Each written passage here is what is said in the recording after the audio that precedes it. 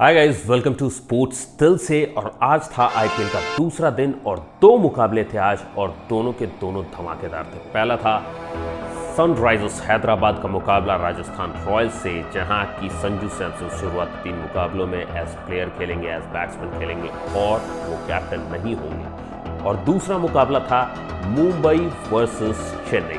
जी हाँ, चिर परिचित और हमेशा से चली आ रही ये राइवलरी। तो दोनों ही ज़बरदस्त मुकाबले थे।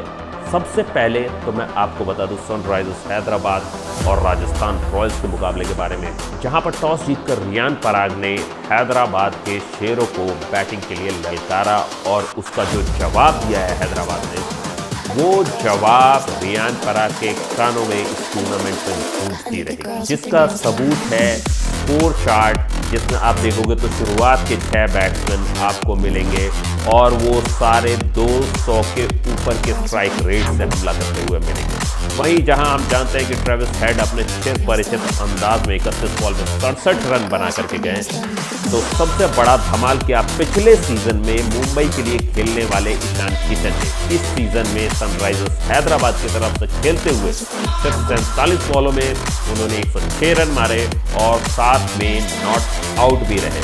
तो उन्होंने डंके की चोट पे यह ऐलान कर दिया है कि इस बार बैटिंग ऐसी ही रहने वाली है और इसका सबूत आपने सैयद मुश्ताक अली ट्रॉफी में भी देखा होगा। इन जबरदस्त परफॉर्मेंसेस की वजह से सनराइजर्स हैदराबाद ने इस टूर्नामेंट की हिस्ट्री का दूसरा सबसे बड़ा लक्ष्य तैयार करके दिया राजस्थान रॉयल्स को। जी हाँ, सनराइजर्स हैदराबाद ने बनाए 286 रन और लक्ष्य दिया राजस्थान रॉयल्स को 287 का। राजस्थान की तरफ से जवाबी कार्रवाई करने के लिए इम्पैक्ट प्लेयर के तौर पे आए संजू सैमसन, जिन्होंने 37 बॉल में 66 रन बनाए और 35 बॉल में 70 रन बनाए। तो जुरैल ने भी, शुभम दुबे और हेटमायर ने भी जाते जाते अपनी तरफ से जोर लगाने की कोशिश तो बहुत की, लेकिन फिर भी लक्ष्य की प्राप्ति नहीं हो पाई और पूरी टीम 242 पे ही थम गई।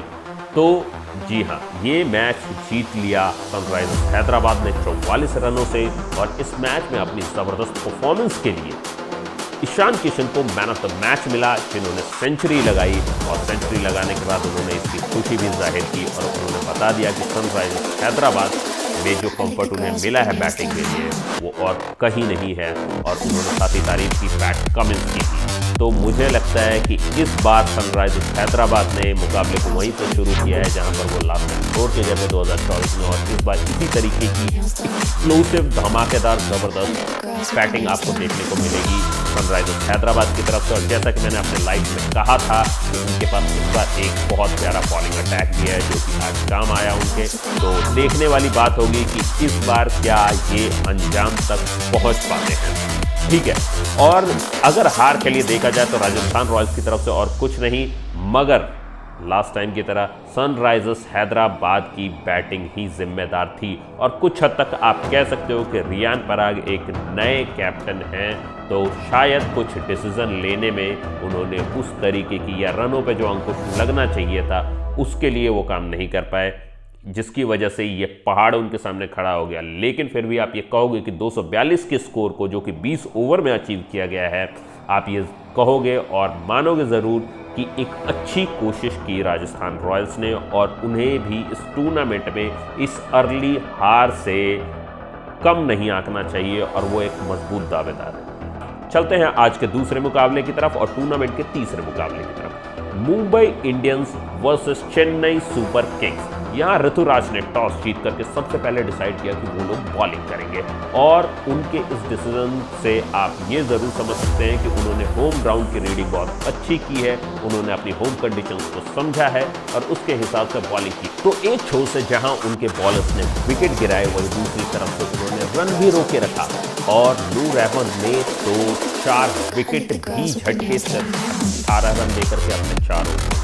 वहीं मुंबई की तरफ से मुख्य योगदान रहा तिलक वर्मा का, जिन्होंने 31 रन बनाए और उसके बाद दूसरा सबसे बड़ा योगदान रहा सूर्य कुमार यादव का, जो कि इस मैच में कैप्टन थे। और अंत में जाते जाते जो चेन्नई से प्लेयर आए थे दीपक चहर, उन्होंने भी एक बहुत तगड़ी कोशिश की और 15 बॉल में 28 रन बनाए, जिसकी वजह से मुंबई एक सम्मानजनक स्कोर की तरफ बढ़ पाई और उन्होंने 20 ओवर में 155 रन। अब सीएसके के सामने 156 रनों का टारगेट था, जिसे उन्होंने 19.1 ओवर में चेज कर लिया, यानी 20वां ओवर शुरू होते ही चेज डन था। मगर जहां ये एक आसान चेज लग रहा था, वहीं इस पिच की कंडीशंस की वजह से थोड़ा ट्रिकी हो गया था गेम और ये टारगेट टफ होता गया चेन्नई के लिए भी। और वहीं काम आए नमन धीर और विघ्नेश पुतूर मुंबई के लिए, और उन्होंने अपने स्पिन का जादू दिखाया। जहां नमन धीर ने रन रोके रखा, वहीं पुतूर ने चेन्नई सुपर किंग्स के टॉप ऑर्डर के 3 बैट्समैन को आउट किया और साबित किया कि मुंबई के पास भी बॉलिंग अटैक है। लेकिन वो इस मुकाबले को नहीं बचा पाए और इस मुकाबले में अपनी ज़बरदस्त परफॉर्मेंस के लिए, क्योंकि 18 रन देकर के 4 विकेट लिए थे, नूर अहमद को मिला मैन ऑफ द मैच। और इस मैच में मैं कह सकता हूं कि जो बैटिंग में चेन्नई की तरफ से कमाल किया, वो कमाल था ऋतुराज गायकवाड़ का और रचिन रविंद्र का। जहां एक तरफ ऋतुराज गायकवाड़ ने 26 बॉल में 53 रन बनाए, वहीं 45 बॉल में नॉट आउट 65 रन बनाए रचिन रविंद्र ने। तो रचिन रविंद्र भी बहुत अच्छे फॉर्म में दिख रहे हैं और ऋतुराज गायकवाड़ भी एक अच्छे फॉर्म में दिख रहे हैं। हालांकि वो एक रेकलेस शॉट मारते हुए आउट हुए, लेकिन उन्होंने बता दिया कि अगर वो इस अंदाज में खेलेंगे तो चेन्नई भी बड़े बड़े टारगेट हासिल कर सकती है। लेकिन आज के दोनों मुकाबलों को अगर देखा जाए तो अब ये सवाल बहुत बड़ा हो चुका है कि एसआरएच का मुकाबला करने के लिए कौन से गन लाएगी सामने वाली टीम। क्योंकि लास्ट टाइम तो केकेआर इनका मुकाबला कर पा रही थी, लेकिन अगर पहले मुकाबले को देखा जाए तो केकेआर उस तरीके की बैटिंग करती नजर नहीं आई है। लेकिन जहां चाह होती है वहां राह होती है। शायद जब उनके सामने उस तरीके का टारगेट आएगा तो केकेआर भी उस तरीके की परफॉर्म कर पाएगी, उस तरीके का परफॉर्मेंस दे पाएगी।